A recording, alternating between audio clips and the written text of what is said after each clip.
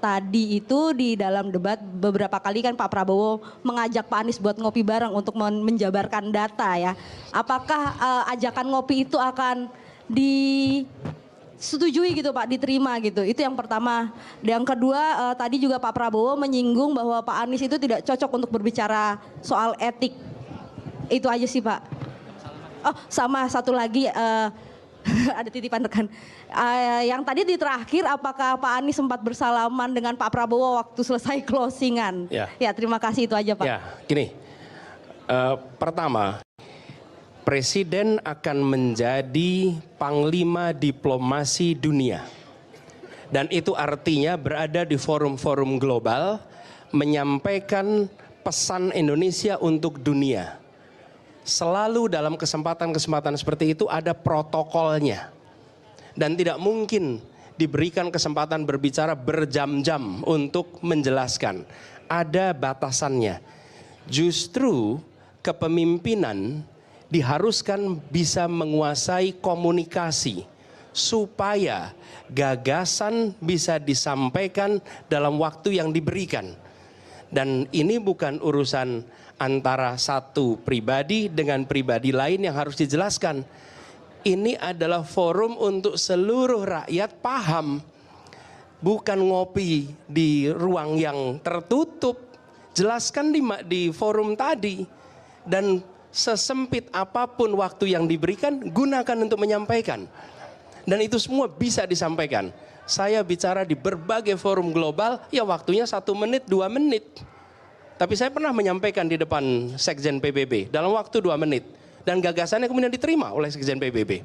Artinya apa? Ya memang kita harus menggunakan itu. Ini bukan antar pribadi. Jadi saya ingin garis bawahi, ini bukan ngopi bareng ditunjukin data. Keterbukaan di dalam menyampaikan pendapat itu penting. Dan transparansi itu diwujudkan. Bukan dalam bentuk kata-kata. Itu pesan pertama. Jadi ini atau tidak puas. Tapi debat ini adalah edukasi kepada publik agar publik punya preferensi untuk memilih. Maka ketika ada statement datanya tidak benar, maka saya tunjukkan data yang saya kepingin dalam konteks debat, data saya dibantah. Sayang saya tidak mendapatkan itu. Maka ketika kita berbicara, sebaiknya kita sama-sama hati-hati. Maka saya orang yang fair, kalau tidak tahu, saya minta silakan dikoreksi.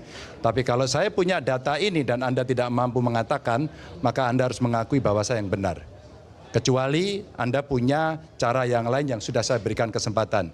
Silahkan kali ini boleh dibantu, saya yang tidak ada yang membantu. Maka publik, masyarakat mesti diberikan edukasi berbasis pada data sehingga mereka akan mengerti.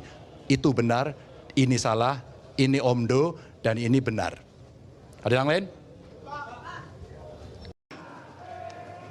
Tadi boleh saya komentar sedikit, saya agak sedikit kecewa dengan kualitas terutama narasi yang disampaikan oleh paslon-paslon yang lain. Menurut saya mereka pertama datanya banyak yang salah, keliru. Kedua, masalah pertahanan ini mau dipakai sebagai bahan mencari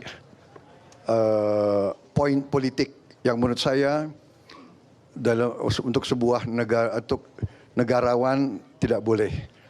Pertahanan adalah sakral dan tadi kalau tidak salah ada paslon yang mengatakan untuk pertahanan tidak ada rahasia. Saya kira ini sangat lucu, ini sangat tidak pantas bagi seorang pemimpin. Ya. Justru masalah pertahanan, keamanan itu syarat dengan hal-hal rahasia. Dan yang aneh adalah baik paslon 1, partai-partai pengusungnya kan PKB, Nasdem, dan PKS. Kemudian pengusung untuk paslon 3 adalah PDIP. Dan P3 mereka semuanya ada dalam Komisi 1 DPR. Jadi semua masalah anggaran pertahanan dibahas di Komisi 1 DPR, diawasi, diperiksa bolak-balik dan disetujui. Jadi mereka setujui. Jadi aneh. Jadi saya kira ini apa ya? Ini adalah teknik-teknik politik ingin mencari angka. Itu saya sampaikan. Yang pertama, kalau kita tujuannya mengabdi, kita harus memberi data yang benar.